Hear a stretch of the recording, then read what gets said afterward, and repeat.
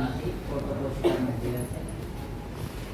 એક લાકડીના સવારે અંગ્રેજોને બગાવ્યા હોય તો આપણે થોડું થોડું માનીએ છીએ. સમય જતા એવું થાય કે બંદૂકથી જ ભાગે, લાકડીથી નહીં, એવું માની લઈએ છીએ.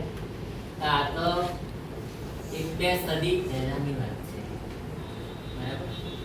એટલે સ્વામી વિવેકાનંદનું એક જ વાક્ય, એક જ પંક્તિ, એક જ ધ્રુવ પંક્તિ ઉમેર્યું અને ધ્યેય પ્રાપ્તિ સુધી વણથંભ્યા રહો.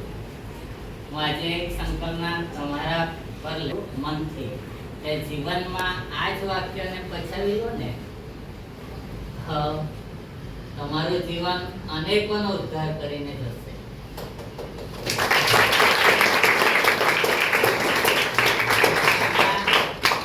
એટલે જાગૃતિની વાત છે. જાગો એટલે સંપૂર્ણ જાગૃતિ આવશે.